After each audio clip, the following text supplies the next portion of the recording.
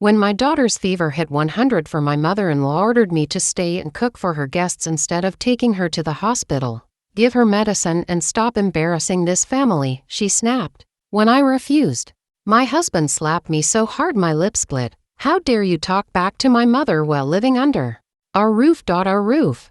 I almost laughed in his face. He had no idea the mansion he was standing in, and the $25,000 he pulled from it every single month belonged to me. I picked up my daughter, walked out the front door, and made one phone call that ended his entire world. Welcome to Revenge Story Official, where the quiet ones always have a plan and justice never arrives late. If you believe silence is the most powerful weapon, you are in the right place. Let's get into it.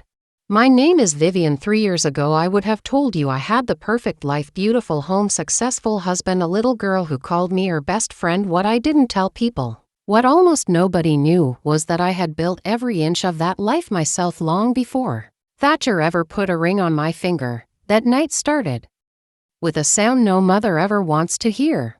My daughter Sabina, 4 years old, was breathing in short, ragged gasps from behind her bedroom door. I found her curled under a damp blanket, her cheeks flushed a deep, alarming red, her small body shaken.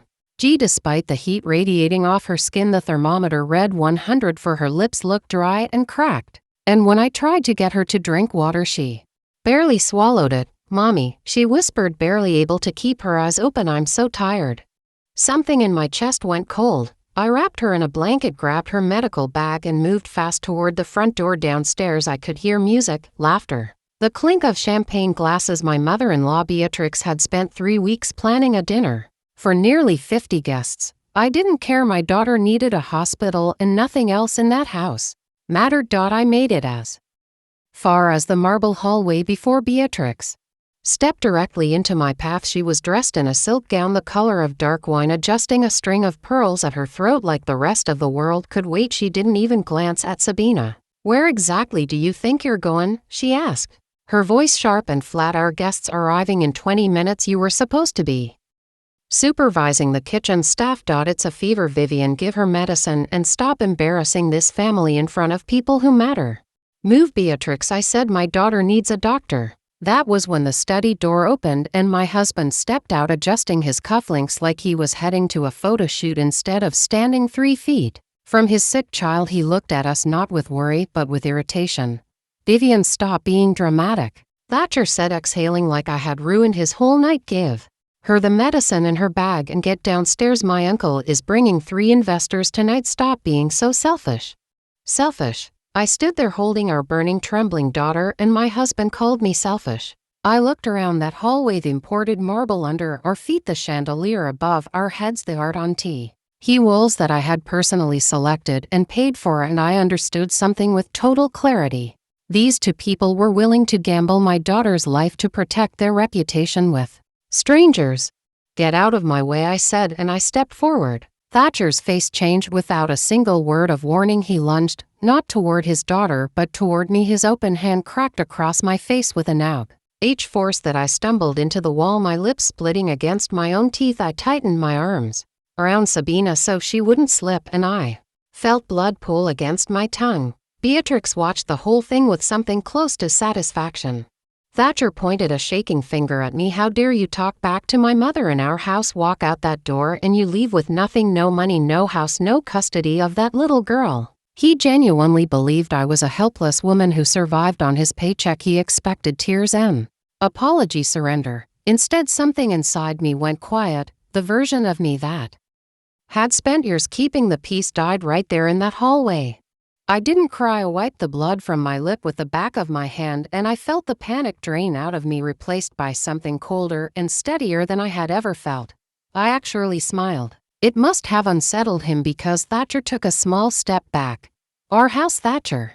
I asked quietly. Let's talk about that. To understand why that sentence made his face go pale, you need to understand who I was before I became Thatcher's wife in the eyes of his family.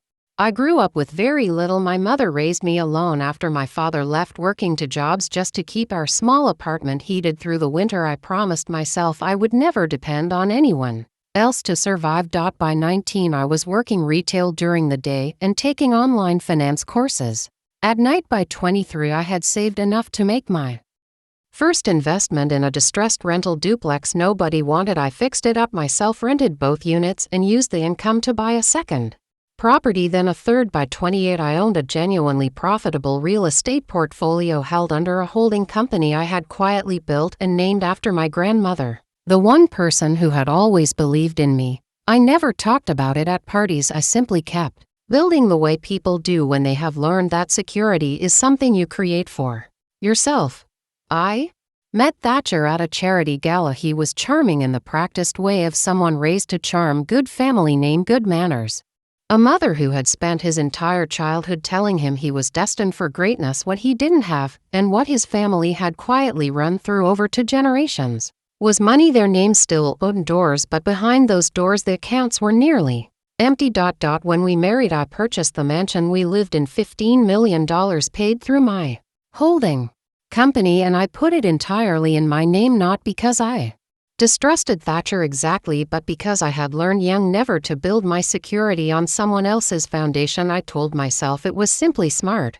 Looking back, some quiet protective part of me already knew what I might eventually need to walk away from. I also set up a monthly allowance from my company's returns, $25,000 a month, meant to cover the mansion's upkeep, staff wages, and give Thatcher breathing room while he tried unsuccessfully to rebuild his career. Over time, that allowance became the thing that funded Beatrix's dinner parties, Thatcher's tailored suits, the appearance of a family that had never actually recovered its fortune.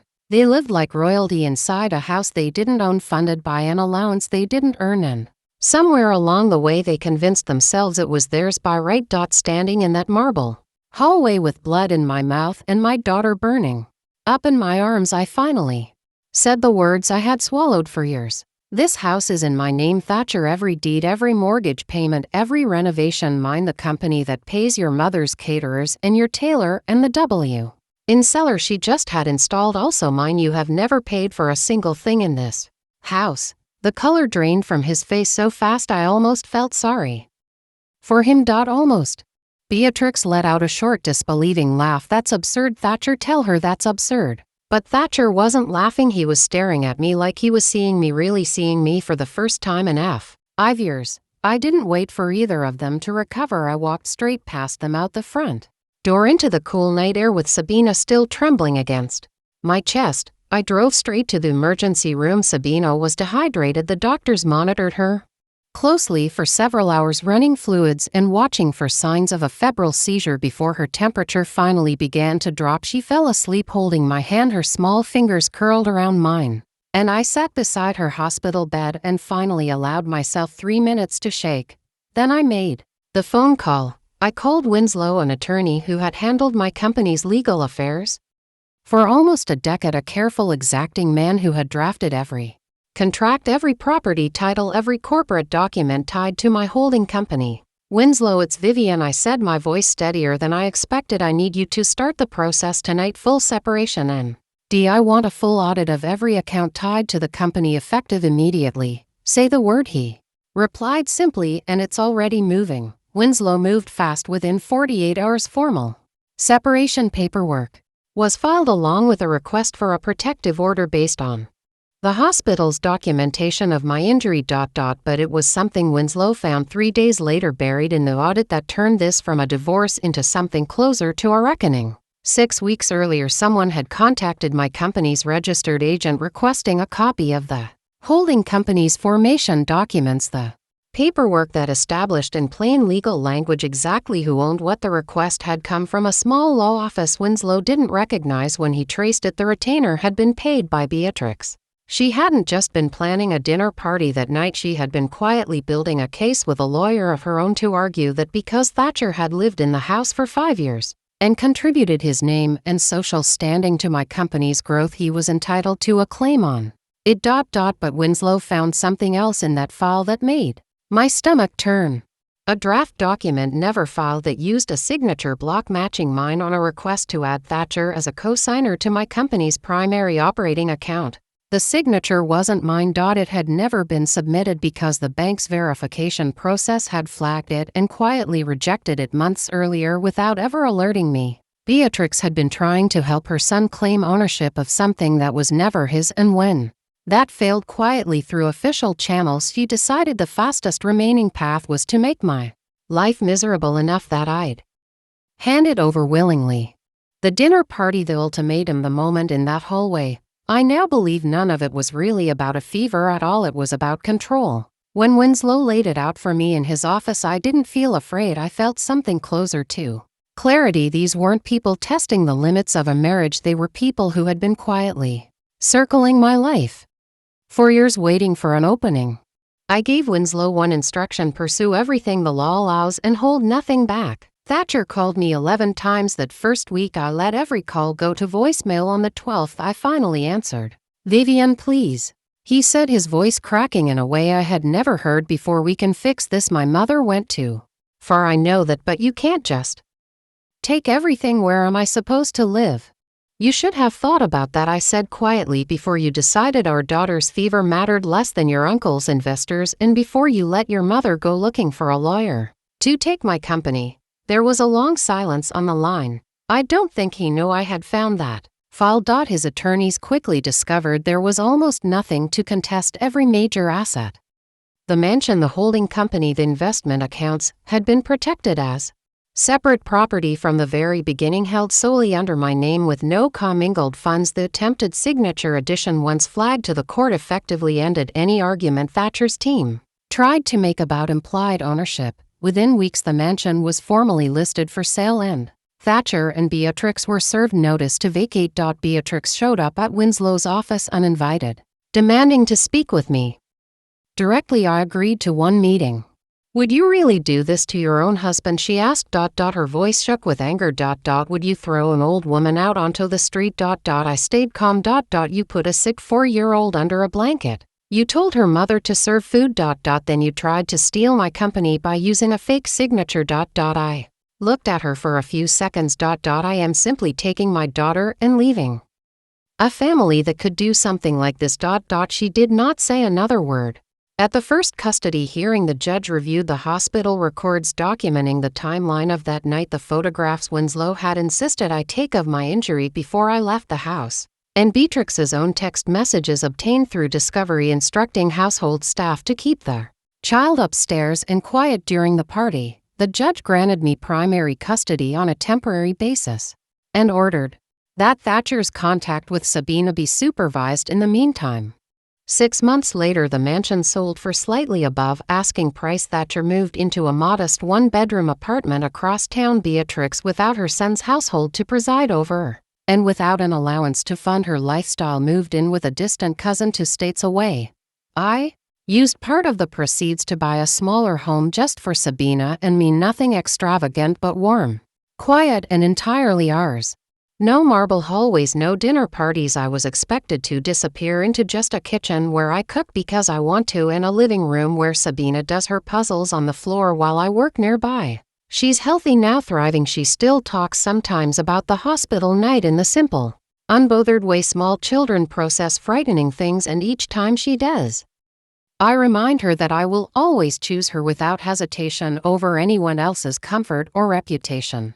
I kept building my company. It's grown since the divorce finalized, not in spite of what happened, but almost because of it. I stopped spending my energy managing other people's expectations and started spending it on the thing I was actually good at. The custody case closed permanently a year later with primary custody firmly mine and Thatcher's visits limited to supervised time. He now shows up far more consistently than he ever did when Sabina lived under his roof. I don't regret a single choice I made walking out of that house. I regret, if anything, that it took a 100 for fever, a split lip, and a forged signature to finally show me what I had already built for myself years before I ever needed it. If the walls around you were never really theirs to begin with, if the roof over your head, the money in the accounts, the whole life you were told to be grateful for actually belonged to you all along, how long would you stay silent before you finally said so? If you are watching this right now, tell me in the comments, where in the world are you watching from? I read every single one. That is my story, and I will see you on Revenge Story Official, where silence is power and the truth always finds its moment.